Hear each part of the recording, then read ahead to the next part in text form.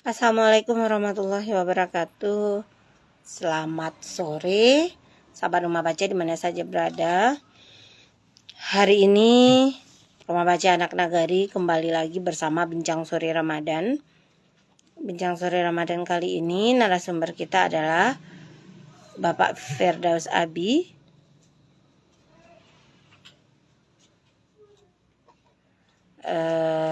Dengan tema menumbuhkan minat baca sejak dini. Kita tunggu Abi untuk bergabung.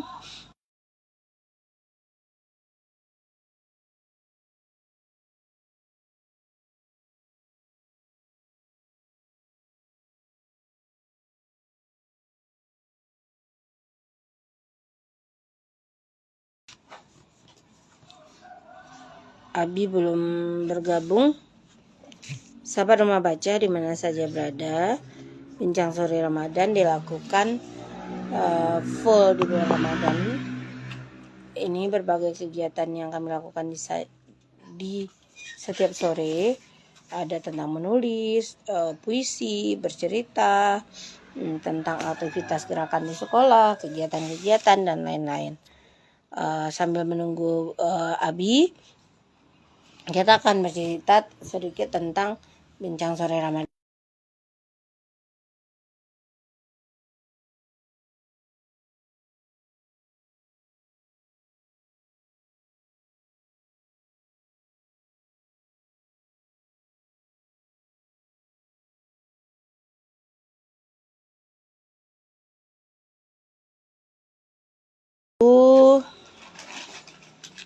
Abi untuk bergabung.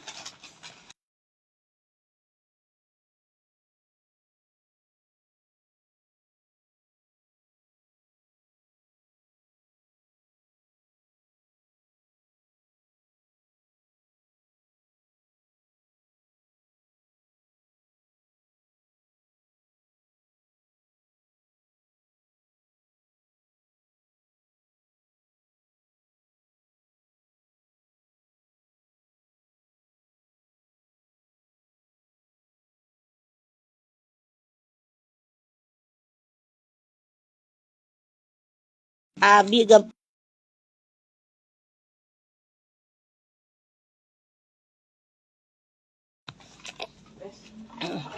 Sahabat Rumah Baca di mana saja berada, kita tunggu Bapak Firdaus Abi. Beliau adalah jurnalis, pegiat literasi.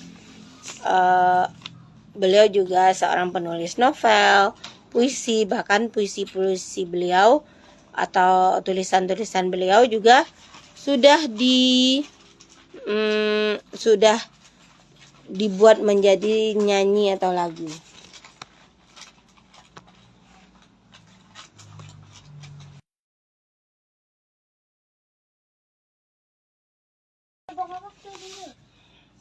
Sahabat Rumah Baca, kita tunggu Bapak Firdaus Abi. Kegiatan Bincang Sore Ramadan ini dilakukan setiap jam 16 sampai jam 17. Ada juga kalau di hari Minggu kita ada 2 sesi, jam 14 sampai jam 15, jam 16 sampai jam 17. Bahkan di hari tertentu juga ada yang jam 14 sampai jam 15. Setiap hari minimal kami 1 kali berkegiatan, yaitunya di jam 16 sampai jam 17.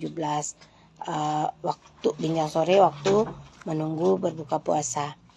Sahabat Rumah Baca, sekarang kita dengan Bapak Firdaus Abi nanti akan berdiskusi atau bercerita tentang menumbuhkan minat baca sejak dini. Bagaimana sih menumbuhkan minat baca sejak dini?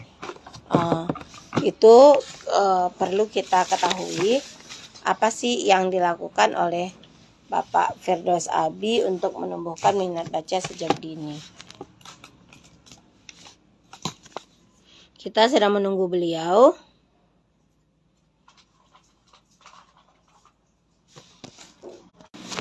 Sahabat Rumah Baca, di mana saja berada, menumbuhkan minat baca sejak dini itu adalah tema kita. Nanti bagaimana sih Abi punya seorang anak perempuan yang juga membacanya dimulai sejak kecil. Bahkan anak perempuan beliau juga seorang penulis. Jadi nanti akan bergabung juga di sini.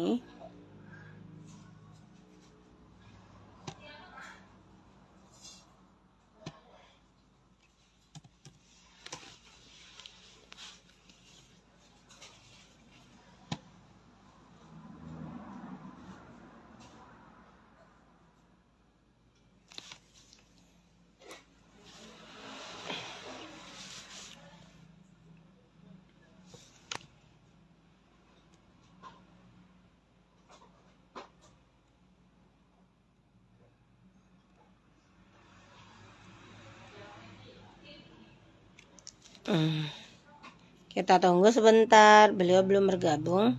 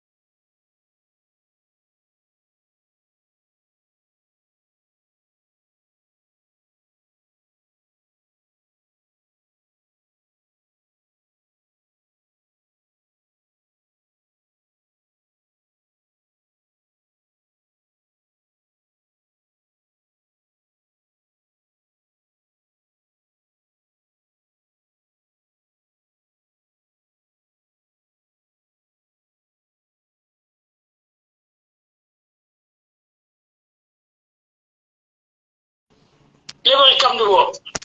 Ini nanti terekam, nanti dipindahkan ke YouTube. Bagi rekamannya kayak. Iya. Bisa dimiringkan dulu. Oke. Assalamualaikum warahmatullahi wabarakatuh. Waalaikumsalam warahmatullahi wabarakatuh. Selamat sore Bu Sri, selamat sore semua. Alhamdulillah. Tepat 1444 tepatnya tanggal 20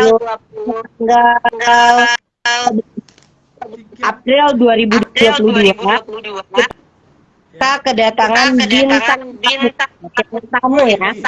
Kita adalah Bapak Firdaus Abi. Tamu aja lah, jangan pakai bintang. Kita bintang ya. Ya. Terdengar suaranya ke sana, Bi? Ada Bu Sri, ada. Oke. Tamu kita Firdaus Abi. Beliau adalah orang jurnalis dan pegiat literasi. Tema kita hari ini yaitu bukan minat baca sejak bagaimana ya cara menentukan ini. Nanti kita akan berbincang dengan Abi. Saya biasa memanggil beliau Abi. Tapi sebelum beliau berbincang, Abi silakan perkenalkan diri terlebih dahulu. Ya, Assalamualaikum warahmatullahi wabarakatuh. Terima kasih Bu Sri, terima kasih semua sahabat literasi. Istilahnya kita panggil apa Bu? Sahabat rumah baca. Oh, selamat sore sahabat rumah baca di menjelang ini ngabuburit hebat ini. Biasa orang ngabuburit berjalan entah kemana-mana. Ini sekarang kita ngabuburit diskusi berbagi gitu ya. Nah, kalau saya perkenalkan diri, nama pena saya Firdaus Abi. Saya seorang jurnalis di Harian Umum Rakyat Sumbar. Sebelumnya saya pernah berkiprah di Semangat, kemudian saya resign, saya pindah ke Padang Express. Memulai Padang Express itu saya termasuk tim pertama angkatan pertama. Kalau di kami menyebutnya angkatan pertama itu tim perintis. Kemudian yang baru masuk sesudah itu baru disebut angkatan pertama. Saya termasuk satu dari 20 orang tim perintis ketika itu. Kemudian yang kedua 2008 saya dapat amanah untuk bersama-sama membangun sebuah TV lokal namanya Padang TV. Alhamdulillah berjalan sampai hari ini. Lalu sejak Mei 2010, berarti sudah 13 tahun, masuk 13 tahun. Mei 2010 saya ditugaskan untuk membuat koran baru namanya Harian Umum Rakyat Sumbar. Nah, di Harian Umum Rakyat Sumbar ini libido dunia kepenulisan saya meningkat. Jadi begini Bu Sri, saya ceritakan sedikit latar belakang saya. Saya menulis itu sejak mengenal dunia kepenulisan itu sejak SMA. Lalu ketika di SMA naskah saya sudah dimuat di media cetak lokal Sumatera Barat. Saya memulai dari KMS Singgalang, lalu kemudian penulis lepas di berbagai media koran yang ada di Padang. Nah, lalu sejak 2011 saya bersama kawan-kawan membangun sebuah komunitas. Kami berikan namanya Bengkel Literasi Rakyat Sumbar. Nah, Bengkel Literasi Rakyat Sumbar ini fokus kami memberikan bimbingan kepada pelajar dan mahasiswa, juga kepada guru. Nah, pelajar dan mahasiswa yang kami bimbing itu waktu itu kita belum mengenal istilah daring ini. Jadi waktu itu sangat terbatas.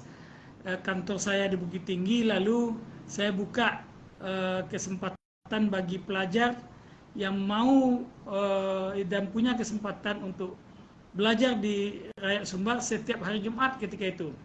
Jadi setiap hari Jumat jam 2, pukul 2 siang sampai jam 5, minimal sampai sholat asar, kita memberikan sedikit bekal kepada anak-anak kita. Nah, semula saya membayangkan itu hanya akan dihadiri oleh anak-anak kita dari SMA yang ada di Bukit Tinggi. Tetapi tidak, ternyata ada anak-anak kita dari Baso, ada anak-anak kita dari Telatang Kamang, ada anak-anak kita, justru ada yang dari Man Kota Baru. Nah, dari Man Kota Baru juga ada Bu Sri, misalnya yang pernah menulis di Rakyat Sumbar itu ketika masih Man itu, yang populer terakhir itu Mardiah yang duta baca itu. Mardiah itu dulu Dian. Ya, Mardian. Dia ada novel ketika itu, novelnya kita muat di Harian Umum Rakyat Sumbar secara bersambung, menjadi cerita bersambung. Nah, itu yang membuat saya bisa berkomunikasi dengan para pelajar. Nah, sehingga kalau sekarang seperti mungkin pernah saya lihatkan ke Bu Sri hari itu, di handphone saya itu grup WA-nya grup WA dengan anak sekolah dan mahasiswa saja. Nah, itu. Lalu kemudian kita juga berikan pendampingan, bukan bimbingan ya, kepada guru, berikan pendampingan, karena menurut kami pendampingan pada guru ini perlu ini Bu Sri, karena salah satu kewajiban yang perlu diselesaikan oleh guru adalah dalam bentuk kepenulisan. Kredit poin dari menulis itu tinggi, dan masih banyak guru-guru kita yang tidak bisa menulis dengan baik karena ketidakpercayaan diri, dan juga ada hal-hal lain. Barangkali mungkin itu Bu, perkenalan singkat saja. Sahabat Rumah Baca, di mana Abi sudah memperkenalkan beliau berkiprah di dunia penulisan atau jurnalis itu bukan orang baru, tapi sudah lama. Maka juga bersama teman beliau juga ada di Kota Padang, Padang juga beliau termasuk yang merintis bersama-sama teman beliau. Sahabat, sebelum kita memasuki tentang tema menumbuhkan minat baca sejak ini, Abi, ada pertanyaan dari ada saat sekarang ini. media sosial sudah sangat berkembang. Ya, Bagaimana dengan nanti koran? Apakah masih ada peminat? Apa koran ini juga aliwatan dengan media lain? Terima kasih. ya. Oke.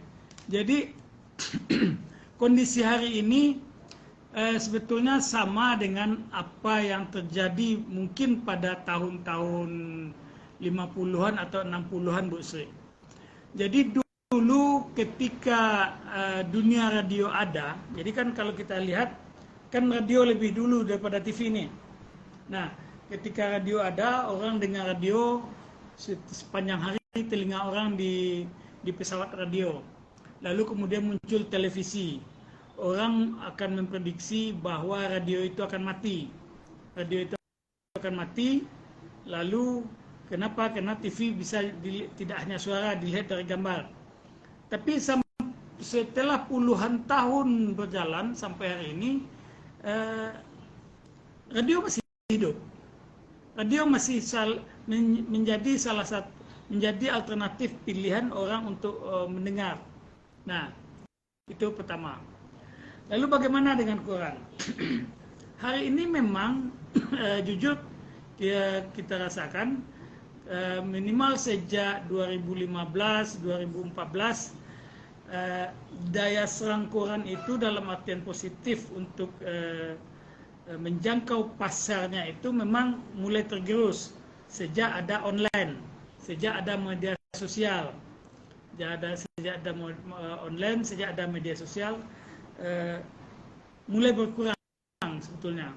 Tapi bukan berarti tidak berarti koran itu habis. Nah, jadi ada tokoh-tokoh pers mengatakan kalau kemungkinan dia tergerus dan berkurang itu tidak bisa kita dustai. Itu akan terjadi dan hari ini terjadi. Tapi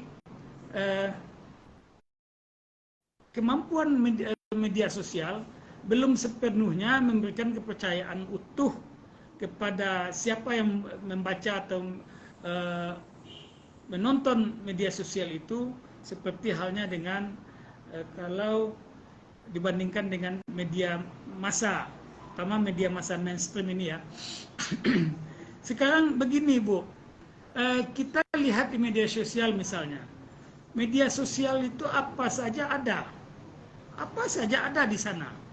Nah, cuma persoalannya yang apa saja yang ada di media sosial itu kan tidak ada memberikan jaminan bahwa itu benar adanya, itu sahih, apalagi ya, itu tidak hoax.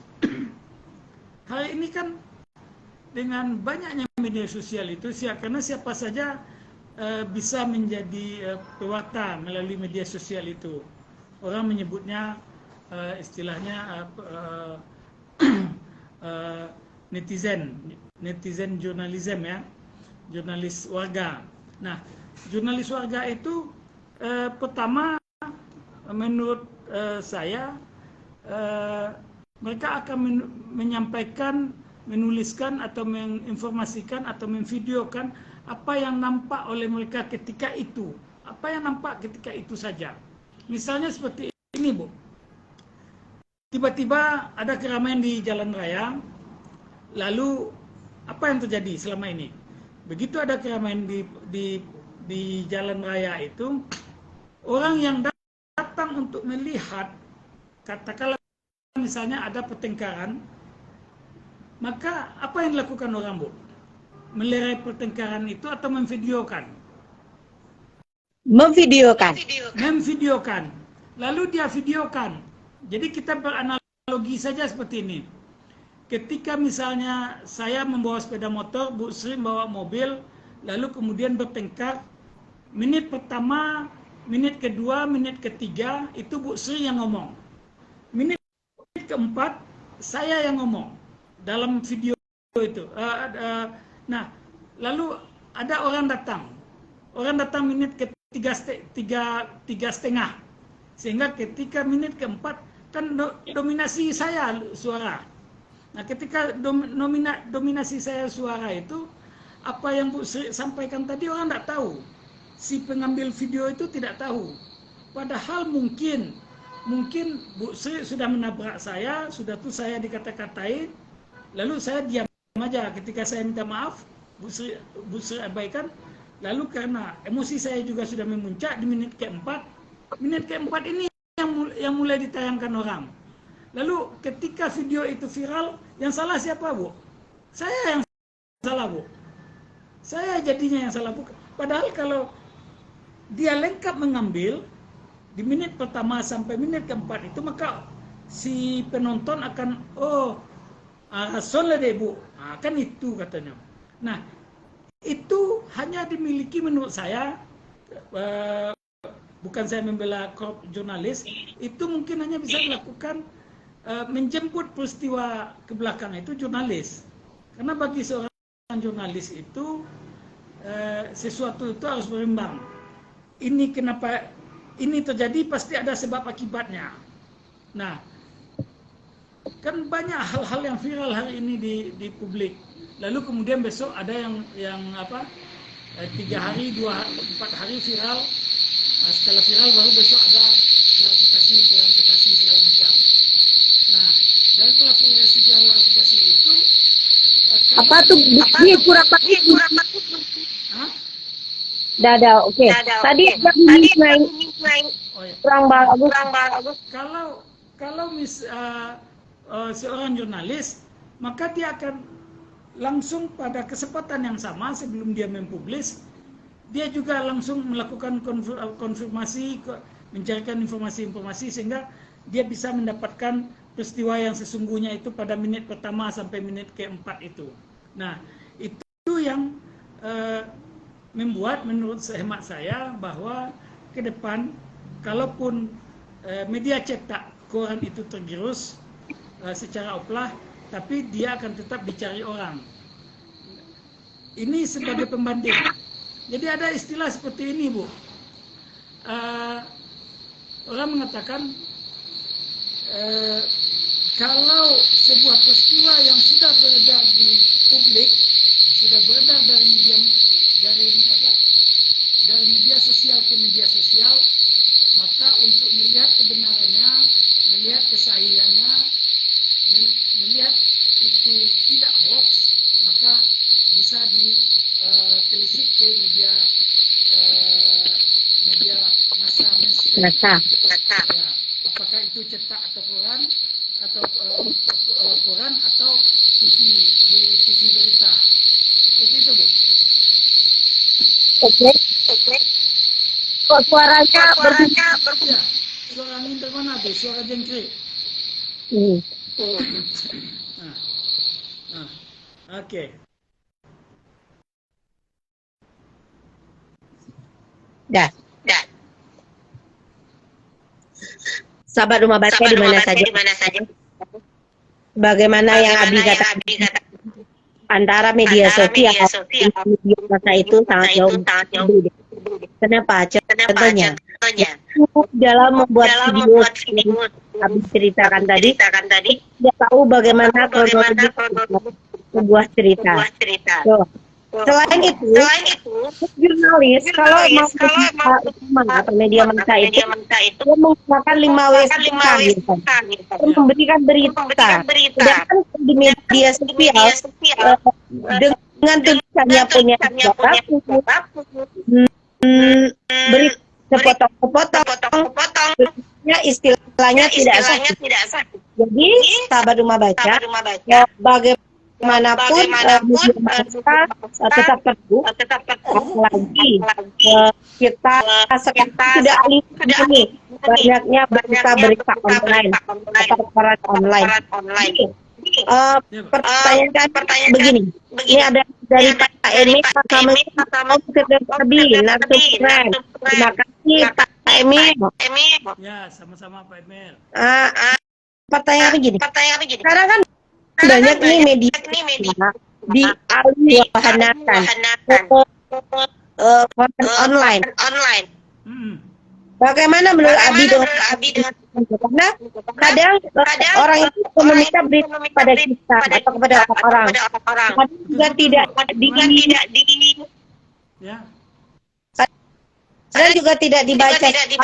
Jadi bagaimana menurut Abi kan adanya media itu kadang seperti kami merasakan itu tidak sahih atau banyak membaca lagi bagaimana itu beda sekali ya. Pertama memang sebenarnya kehadiran online itu sangat membantu menurut saya. Kenapa membantu? Ada peristiwanya terjadi hari ini, detik itu atau menit itu langsung tersiarkan. Nah, cuma ada kalanya memang kekurang telitian. Misalnya karena prinsipnya sudah agak berbeda menurut saya. Misalnya seperti ini, Bu. Ada satu peristiwa, lalu kemudian terkadang kawan-kawan itu bergerak, bertanding mana yang lebih cepat. Nah, kalau itu saja yang dipakai mana yang lebih cepat, maka ada sesuatu yang bisa terlupakan nanti. Kecepatan boleh, wajib. Informasi yang cepat itu penting. Tapi ada yang lebih penting, ketepatan. Ketepatan informasi yang ada di informasi yang kita berikan itu juga harus lebih penting sebetulnya. Karena untuk apa informasinya cepat, tapi datanya, faktanya tidak tepat dan tidak akurat. Tidak akurat ya. Ya. Nah, maka ini perlu menjadi perhatian karena di sejumlah media online, sejumlah media ini agak terabaikan. Ada malah biasanya kalau menerima siaran pers, rilis, maka dari lebih dari satu media bisa saja informasinya itu sama dari judul sampai terakhir, yang membedakan kode beritanya saja. Nah, tapi sebetulnya hakikatnya kalau kita tarik ke belakang, harapan yang dibawa oleh online itu adalah kecepatan informasi yang bisa dikembangkan, yang bisa disampaikan kepada pembaca, kepada publik. Tapi ingat, dia harus tetap memegang prinsip ketepatan data dan fakta harus tetap dijaga. Itu, Bu. Sahabat Rumah Baca mana saja berada, ketepatan data dan fakta harus tetap dijaga. Abi, sekarang kita banyak sekali namanya seperti Abi katakan, berita-berita online antara berita ini atau jurnalis ini sama saja dengan bahasa. Apakah itu tidak terganggu atau bagaimana dengan kode etik tersebut? Apakah itu seperti itu diperbolehkan? Nah, pertama jurnalis itu kita mundur ke belakang sedikit dari definisi umum saja dulu ya, Bu ya. Bahwa jurnalis orangnya, pelakunya jurnalistik, aktivitasnya. Nah, jurnalistik itu seorang jurnalis atau jurnalistik itu kegiatan jurnalistik itu mulai dari merencanakan, mencari, menghimpun, menuliskan dan menyiarkan informasi. Itu hakikat seorang jurnalis. Aktivitas jurnalistik itu kita rencanakan apa berita yang akan kita tayangkan nanti. Setelah kita rencanakan, kita ke lapangan, kita cari narasumber, kita cari peristiwanya apa, lalu kita himpun datanya, kita beritakan, dan kemudian kita tayangkan di media kita. Nah, kalau ini pilihannya di media online. Itu satu. Nah, ini yang perlu menjadi, kalau kita, lalu kemudian ada yang kedua, sejumlah lembaga-lembaga resmi biasanya memang ada semacam press conference atau konferensi pers, dan kemudian juga ada juga yang sudah menyiapkan informasi rilisnya. Nah, informasi Suaranya masih suaranya masih itu. mana tuh? Bentar, ada pengaruh dari ini. Oke. Nah, ada kalanya lembaga-lembaga resmi itu juga mengeluarkan siaran persnya. Nah, siaran pers itu dibagikan ke media. Tinggal bagaimana media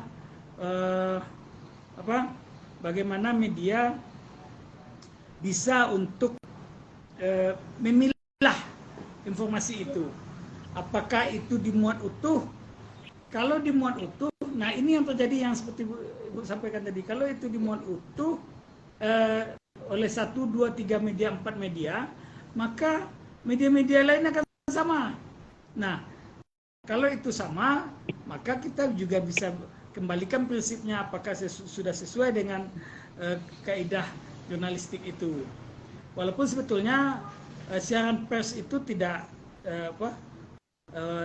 haram, tidak. Tapi bagaimana kita menambah atau mengemas materinya sehingga materinya itu berbeda dengan orang lain. Ada pengalaman menarik saya, Bu, ketika awal-awal saya jadi wartawan dulu itu ketika saya jadi wartawan itu kan tidak ada online.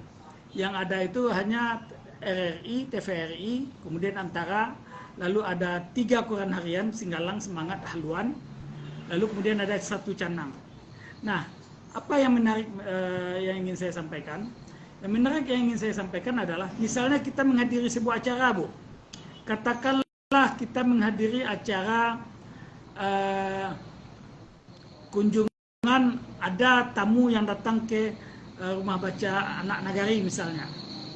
Nah, lalu apakah kami dibawa oleh orang yang datang atau kami diundang oleh pengelola rumah baca anak nagari? Tapi ketika berita itu terbit besok, kami saling membandingkan berita itu. Kami akan bandingkan berita yang saya buat ini, angle-nya tentang A. Berita yang dibuat oleh koran Haluan, angle-nya tentang B. Singgalang bisa C atau bisa sama. Nah, kalau bahasa kami ketika itu adalah saling bertanding mencari angle berita mana yang paling baik.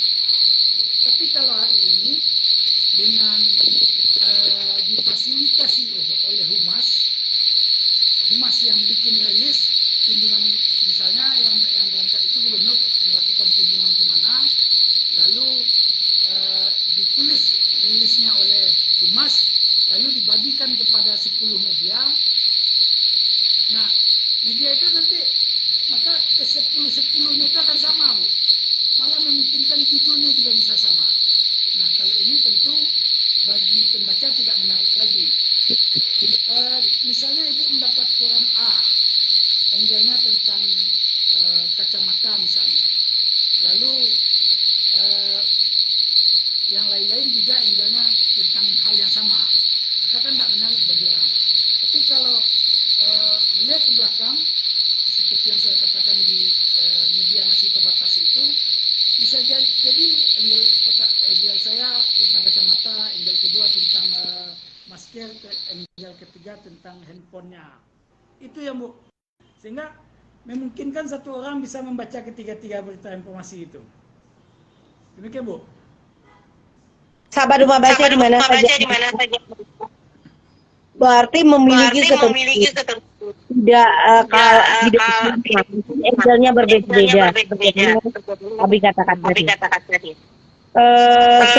Sebelum kita hari ini kita tahu peranan tugas jurnalis bersama sekarang sama dengan masa lalu untuk menyampaikan informasi yang objektif, akurat, berkualitas tinggi pada masyarakat. Namun Dengan kemajuan teknologi dan media sosial, jurnalis sekarang memiliki tantangan yang lebih besar dan memastikan kebenaran informasi yang disampaikan membedakan fakta dan opini yang ada. Jadi, sahabat baca kan murah sekali ya orang baru udah ada berita besok kita kenalan sekarang jadi wartawan loh. Padahal kalau menurut saya dikarenakan juga punya kode etik, kita harus belajar. Mungkin seiring dengan perkembangan teknologi, karena ini semakin penting menyediakan informasi yang terpercaya, yang dapat dipertanggungjawabkan. Karena informasi sekarang penuh dengan hoax dan propaganda. Jurnalis harus tetap beradaptasi dengan perkembangan teknologi dan pergeseran pola pertemuan dan media. Makanya lihat semua jurnalistik ini berusaha untuk menyampaikan informasi kepada audiens, baik itu secara media massa dan media elektronik. Itu sudah disebutkan ya, Bi. Kita berharap yang namanya jurnalis itu tetap memberikan informasi yang akurat untuk kita semua. Bi, kita sekarang masih pada tema kita menemukan minat baca sejak dini. Abi punya apakah anak Abi hobi membaca seperti Abi atau hobi menulis? Ya, sebelum itu saya jawab, Bu, saya cuma ingin berbagi saja dulu. Kalau tidak cukup nanti kita tambahkan boleh. Jadi menurut hemat saya ada 3 langkah untuk menumbuhkan minat baca sejak usia dini ini. Nah, mungkin nanti saya bagi dalam 3 kelompok, Bu. Satu, untuk menumbuhkan minat baca itu perlu dibacakan dulu. Nah, perlu dibacakan. Dibacakan ini memang kategorinya usianya dini lah. Bisa batita, bisa balita. Karena batita dan balita rata-rata kan belum bisa baca. Nah, saya membayangkan kita yang harus membacakan dulu. Atau kita baca, ya, kalau berbeda dengan mendongeng ya, atau membacakan, menyampaikan cerita. Kalau menyampaikan cerita kita baca, lalu tanpa buku kita ceritakan kepada anak. Itu baik.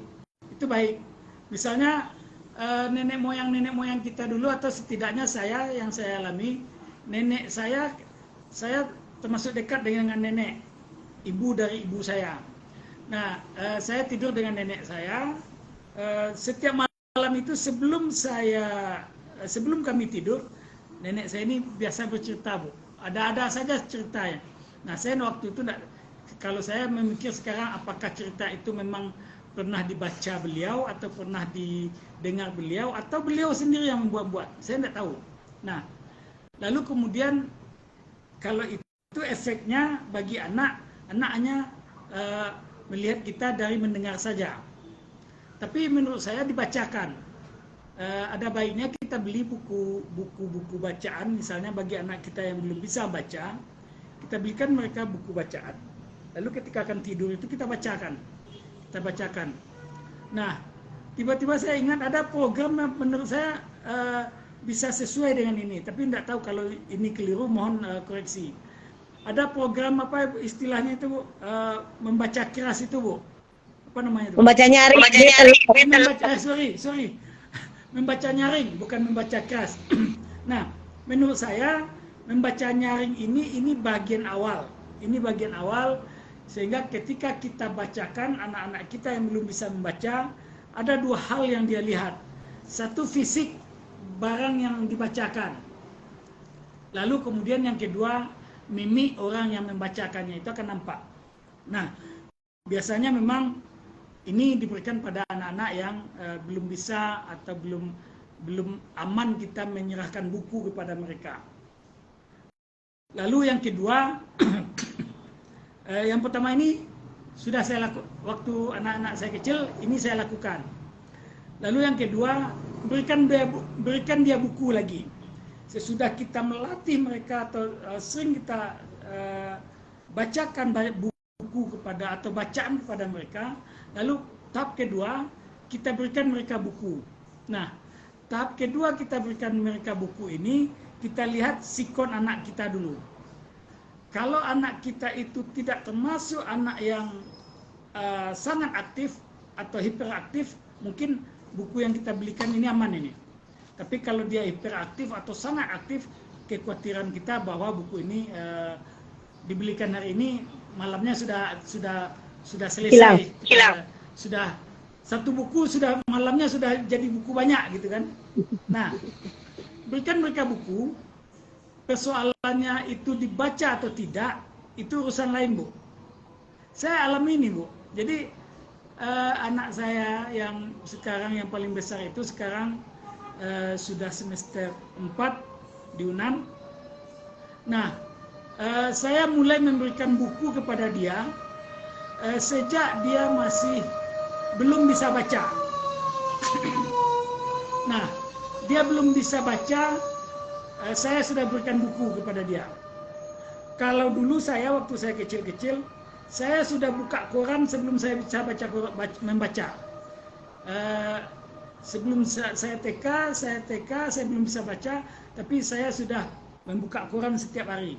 Karena ayah dan bunda saya pembaca, beliau pembaca, sehingga setiap hari itu ada koran. Nah, biasanya kalau saya lihat gambar mana yang saya tunjuk, itu dibacakan nanti. Nah, lalu pada anak saya itu ketika itu saya belikan dia buku, saya tidak mau tahu ketika itu apakah dia mau baca atau tidak, karena saya tahu dia belum bisa baca. Saya berikan saja terus. Awalnya itu dulu buku bergambar, awalnya buku mewarnai saya beri. Sudah buku mewarnai, buku macam-macam. Sudah setelah itu semacam komik yang tulisannya besar-besar kayak mengeja itu. Walaupun dia belum kenal dengan huruf, saya berikan juga kepada dia. Nah, dia sudah mulai bertanya. Kalau dia menggambarkan mewarna itu kan dia asik dengan dunia saja. Tapi ketika sudah ada huruf, dia sudah mulai tanya. Nah, lalu kemudian ketika dia sudah bisa membaca, saya belikan bacaan. Jadi bacaan yang saya belikan itu bobo, Bu. Saya belikan bobo, kemudian terus berlanjut. Lalu saya tidak tahu ketika itu, saya tidak pernah melihat dia membaca buku itu. Nah, lalu kemudian ketika dia kelas 3, saya hentikan membeli buku itu.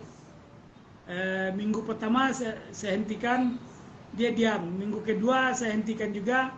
Dia bertanya, "Abi, ini sudah 2 minggu, mana bobonya?" Lalu saya bilang ke dia, "Nggak, Abi tidak mau belikan lagi karena kamu tidak pernah bilian baca." "Nggak ada kok dibaca." Lalu secara acak saya minta dia ngambil salah satu bobonya di kamar, lalu saya tunjuk salah satu cerita. Kalau dibaca, kalau memang ada dibaca seluruhnya, coba ini tentang apa ceritanya. Saya tunjuk salah satu cerita yang ada di bobo itu. Lalu dia tidak baca, dia cerita kepada saya, ini ceritanya begini. Saya baca, ternyata memang seperti itu. Nah, ternyata mungkin prosesnya saya tidak melihat dia membaca saat saya tidak melihat, atau mungkin saya sedang tidak di rumah.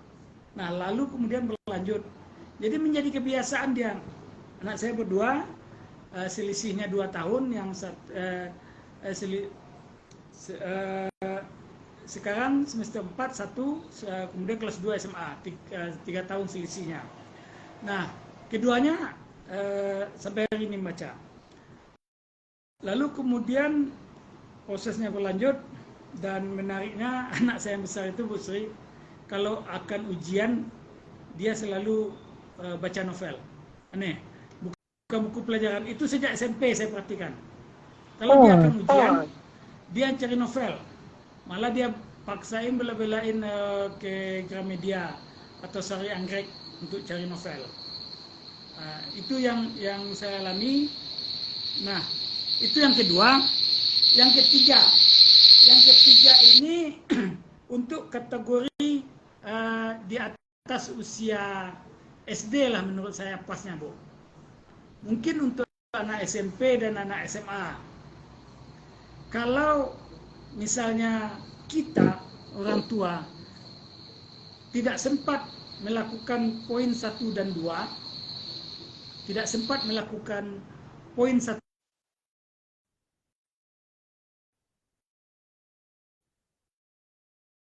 Sahabat Rumah Baca, mungkin jaringan Abi terputus. Nanti kita minta.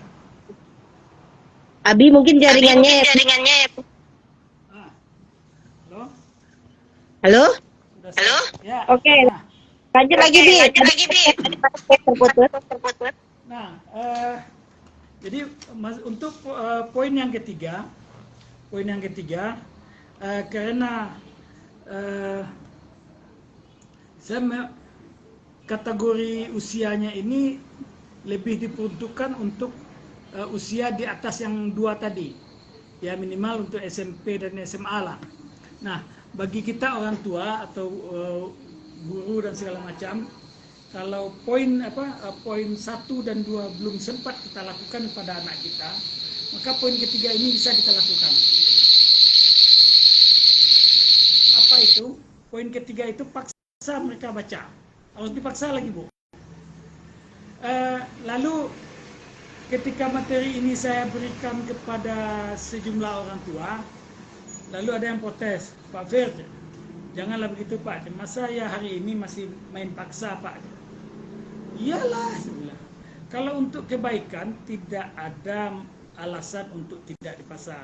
Kalau untuk sebuah kebaikan, kalaupun kita paksakan dia untuk hal yang baik untuk mereka ke depan. Di agama juga dipaksa kok, Bu.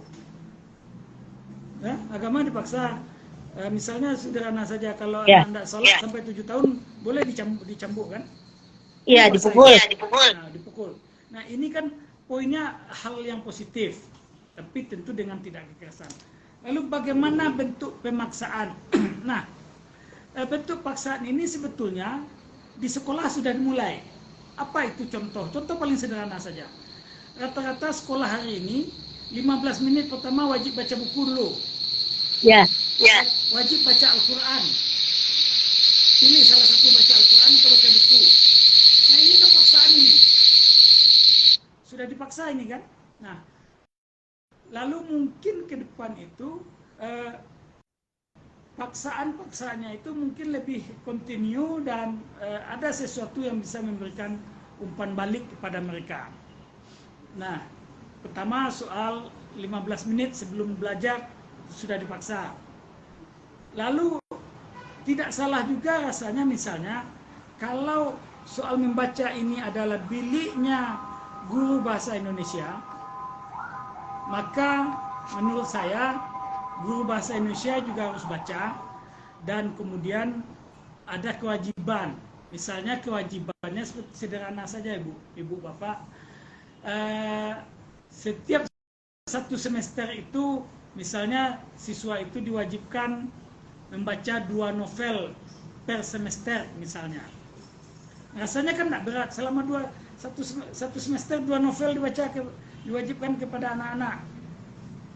Lalu nanti apakah sebelum ujian, apakah itu dipresentasikan anak atau di sinopsisnya disampaikan di depan kelas atau bagaimana, atau buat sinopsisnya jadi tugas, itu urusan lain.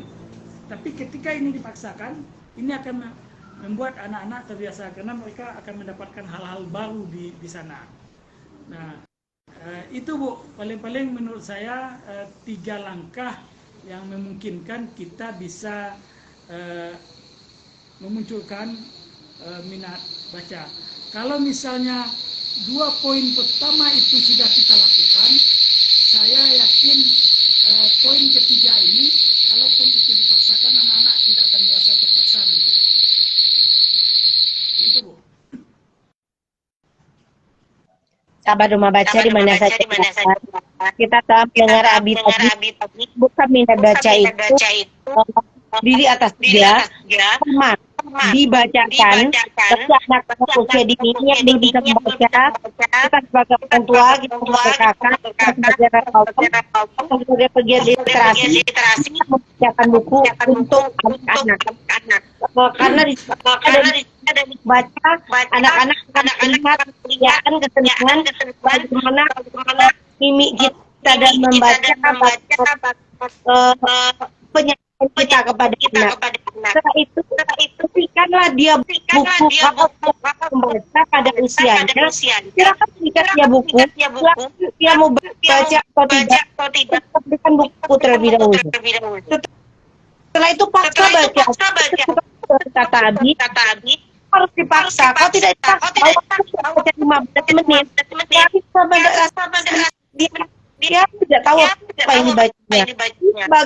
Untuk anak usia dini tidak akan dipaksa membaca, agar mereka terbiasa. Oke, Bu, ada pengalaman saya, Bu. Ya, Menyangkut pertanyaan Bu Sri tadi, apakah anak saya baca? Nah, ini mungkin karena sudah dibacakan dari awal, lalu saya sudah berikan dia buku. Ketika anak saya yang paling besar itu di kelas 6 SD, kalau saya keluar kota, biasanya kalau saya keluar kota dia selalu minta bawa oleh-oleh. Oleh-oleh itu biasanya 2 saja, kalau tidak makanan, mainan. Kalau anak laki-laki, kalau anak perempuan saya itu mainannya itu boneka-boneka. Kalau yang cowok mobil-mobilan atau kereta api. Tapi ketika yang besar itu kelas 6 SD, saya keluar kota, dia tidak lagi minta kue atau mainan. Dia sudah minta belikan buku. Dan belikan buku itu judulnya dia sudah tahu. Bukan. Jadi misalnya gini, saya katakanlah incarannya kan selalu Gramedia. Kalau di berbagai daerah itu kan Gramedia yang ada kan. Lalu dia selalu bilang, Abi belikan buku, di Gramedia buku novel karangan tulis karya si Anu, judulnya ini. Jadi buku yang saya belikan itu tidak tidak pilihan saya, tapi sudah permintaan dia. Itu yang terjadi, Bu. Itu sudah sejak kelas 6. Dan kemudian yang menjadi kebiasaan dia sampai hari ini, kalau dia akan ujian, itu dia cenderung dinikmatinya itu menjelang ujiannya itu dengan novel, Bu.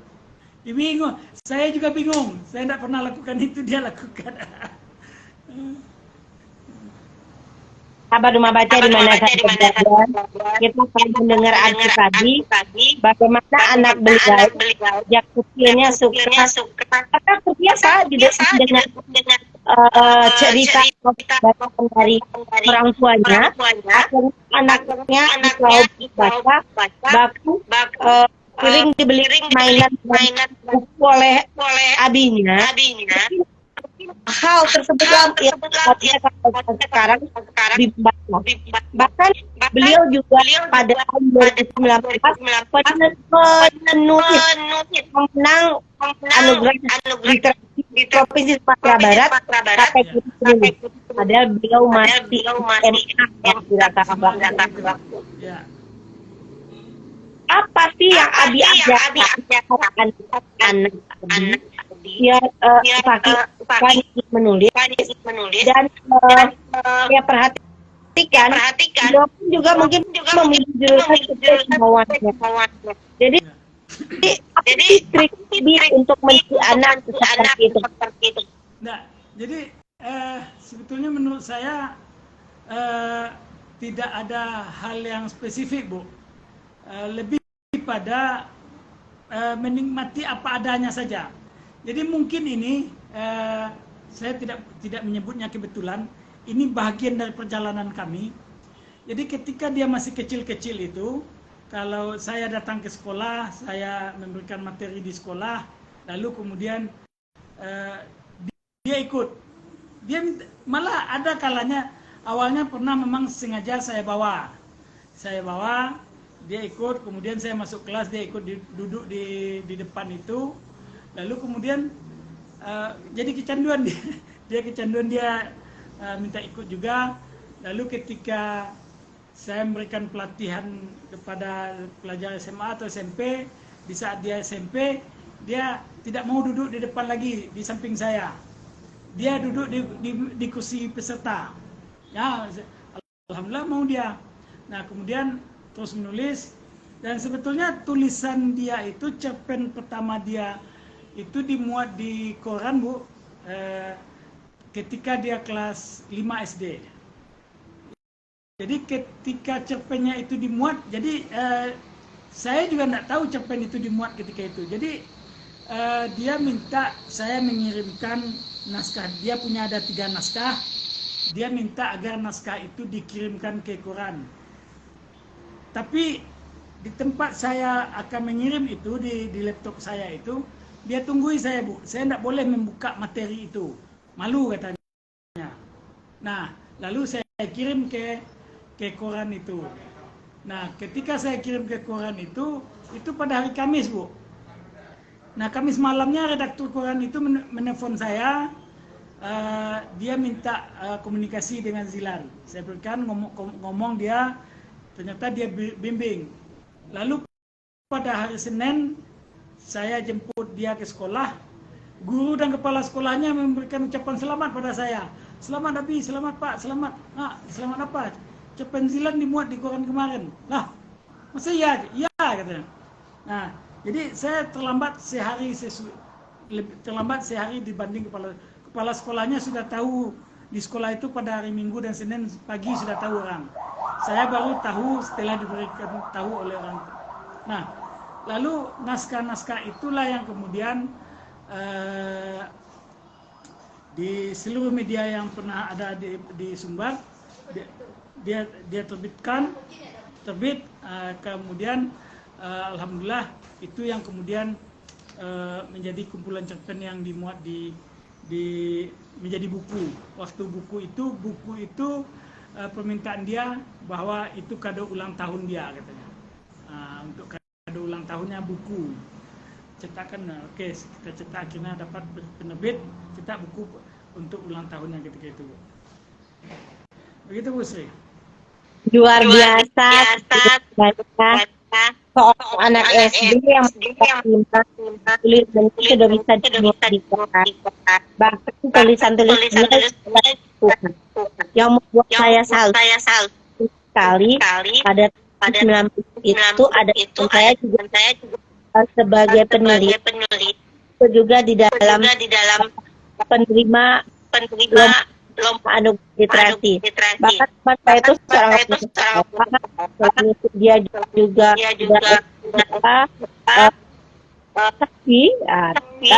tapi kita lihat Zilan ya kan, luar biasa. Ini ada resep.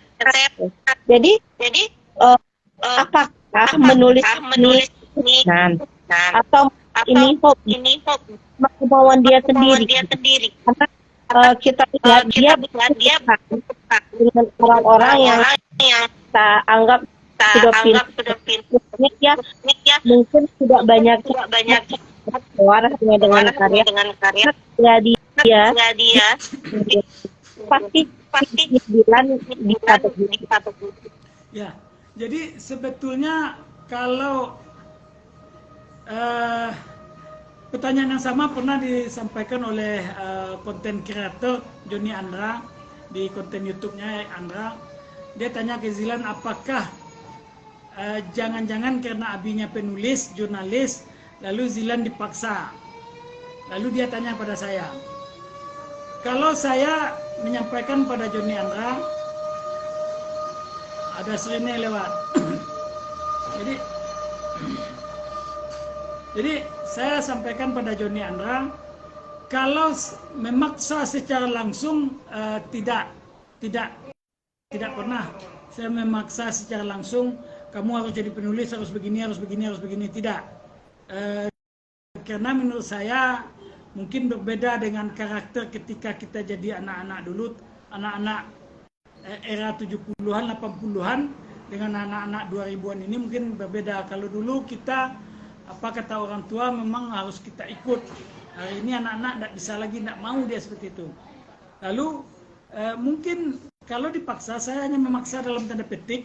Bentuk paksaan saya dalam tanda petik itu misalnya pertama itu tadi saya bacakan, lalu saya berikan dia buku, lalu saya bawa dia ke tempat-tempat komunitas dunia literasi, sehingga ternyata itu juga menjadi darah bagi dia, sehingga menjadi darah bagi dia bahwa dunianya ternyata di situ.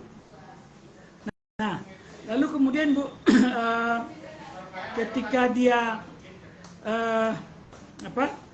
waktu di SMA itu dia justru diterima di jurusan IPA, namun dia minta pindah ke sosial karena menurut dia kalau pindah ke sosial mungkin dunia kepenulisannya akan ada di situ.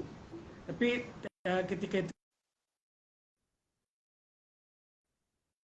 dia tidak bisa dapat jatah pindah, maka dia tidak pindah. Nah, ketika dia ambil SBMPTN, dari dua pilihan yang dia punya itu, dia pilihan pertamanya itu komunikasi, Bu, justru.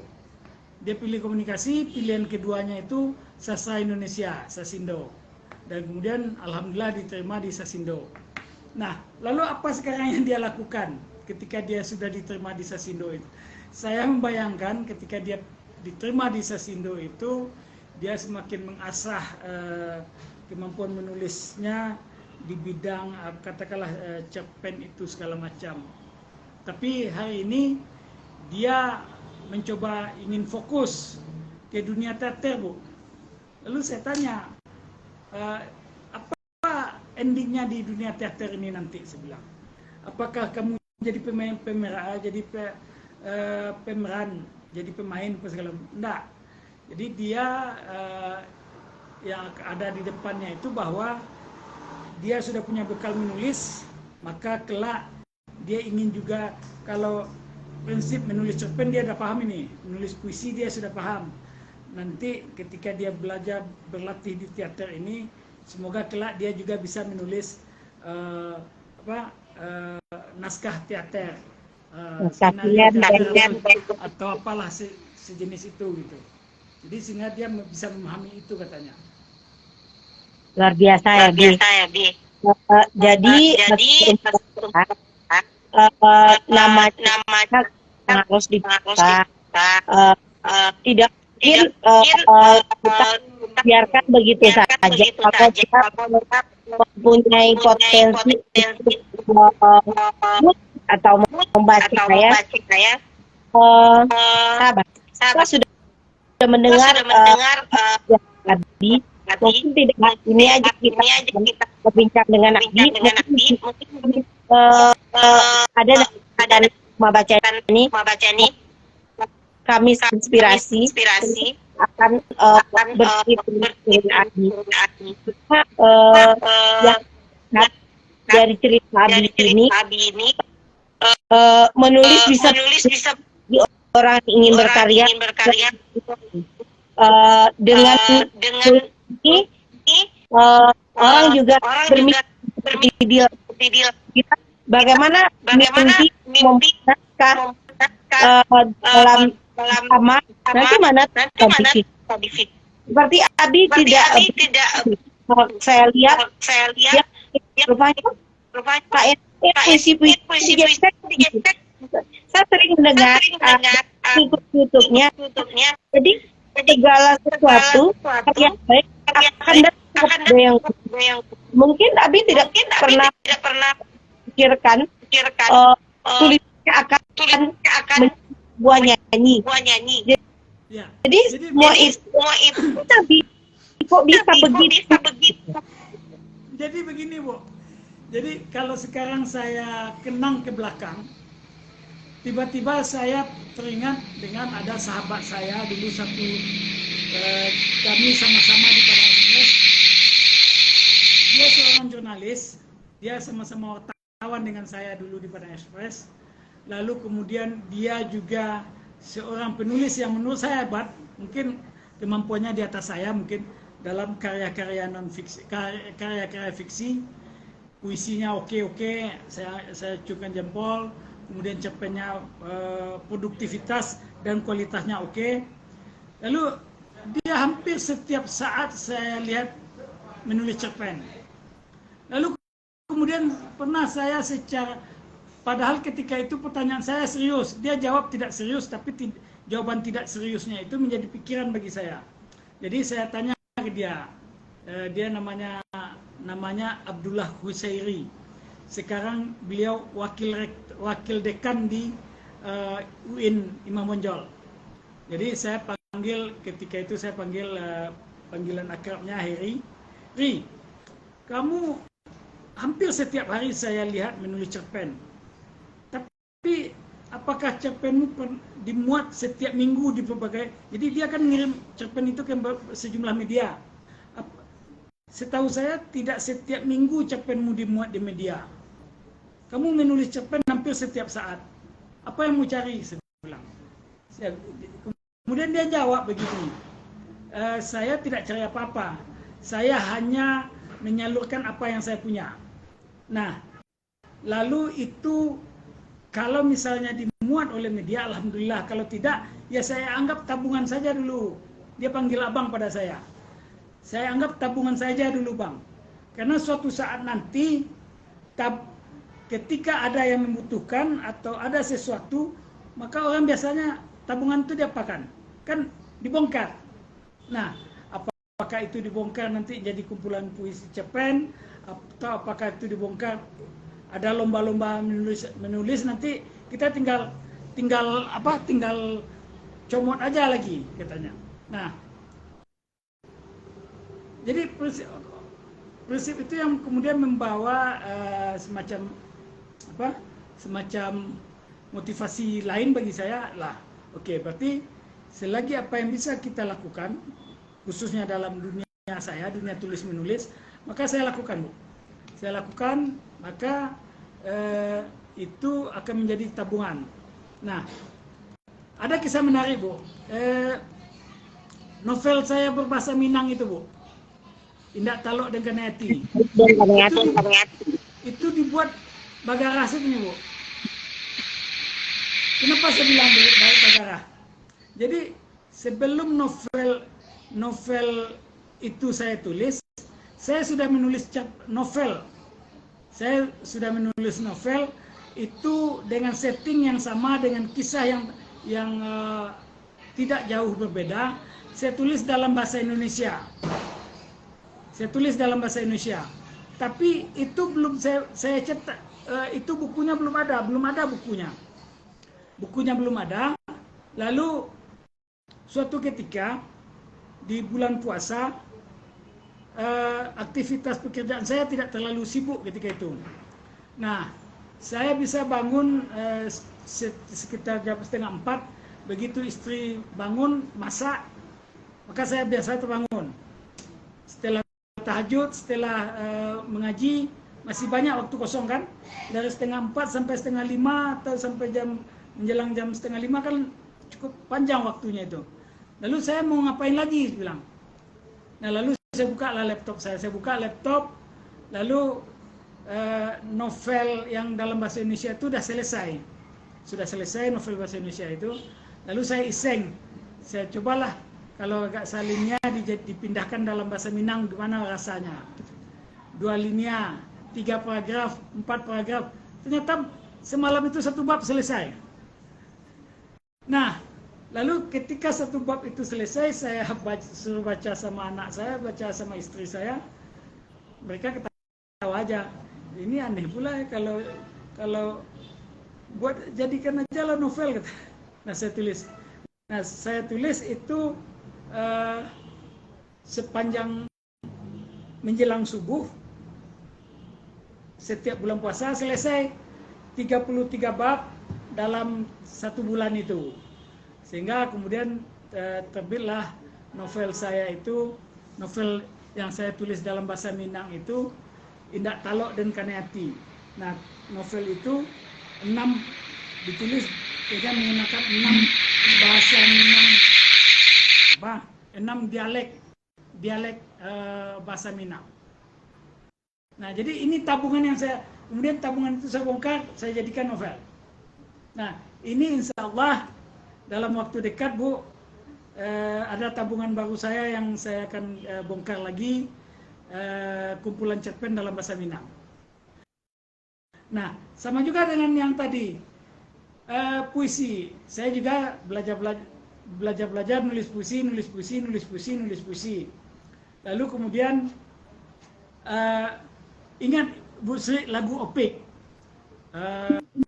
Obat Hati. Obat Hati. Kalau misal kita mau menjadi orang yang takwa, yang soleh, bertemanlah dengan orang saleh, katanya kan. Nah, jadi suatu ketika saya sangat cukup intensif berkomunikasi dengan salah seorang sahabat saya. Dia biasa mengelola musik. Dia punya label musik. Dan kemudian dia mengurus lagu.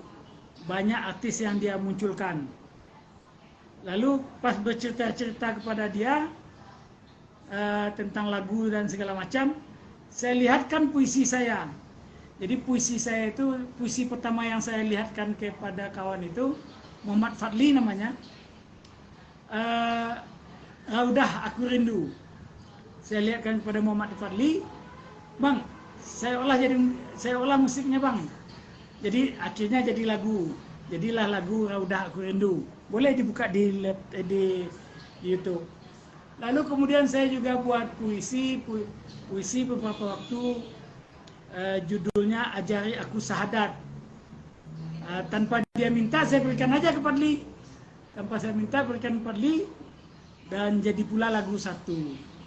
Ya, saya juga melihat Fadli juga ada jadi makanya tahu Abi bisa menjadi sahabat rumah baca di mana saja. Mungkin banyak inspirasi yang bisa kita ambil. Nah, waktu juga yang bisa kita belum kita berpisah dengan setnya Abi kita tetap apalagi yang mempunyai anak atau gimana bagaimana menumbuhkan minat baca. Ya, kalau menurut saya itu tadi kembali pada 3 hal tadi. Ini 4 ini, 3, kembali pada 3. Kalau kita sebagai orang tua atau pendidik, maka yang kita lakukan yang 3 itu. Bacakan, berikan mereka buku, kemudian paksa mereka baca. Lalu kalau posisi kita, kalau misalnya yang mendengar ini anak-anak kita, adik-adik kita, maka ada 2 hal, tetaplah produktif, lakukan apa yang bisa dilakukan hari ini untuk hal-hal yang produktif ya. Lalu yang kedua, selalu teruslah membaca, karena perkembangan dunia ini begitu cepat, sangat cepat, dan itu hanya ada bisa kita tahu kalau kita membaca. Karena membaca ini kan kalau kita di Minang itu membaca itu kan tidak hanya yang tertulis ya, tidak hanya yang tertulis. Yang kita lihat ini juga kita baca, ini apa yang nampak oleh kita harus kita baca juga. Kemudian yang ketiga, kita membaca apa yang tersirat atau yang Manggali mungkin itu, dan semoga bisa optimis selalu. Terima kasih. Sahabat rumah baca di mana saja menumbuhkan minat baca. Ketiga, baca kita baca.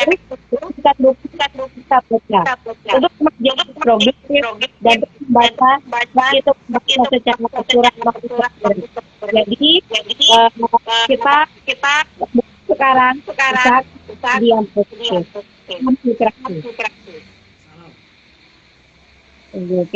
Kita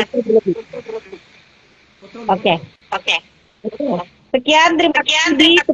kegiatan bermanfaat di mana saja berada.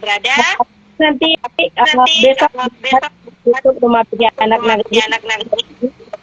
Semoga ini menginspirasi kita lagi untuk kegiatan nanti. Amin. Assalamualaikum warahmatullahi wabarakatuh. Waalaikumsalam warahmatullahi wabarakatuh.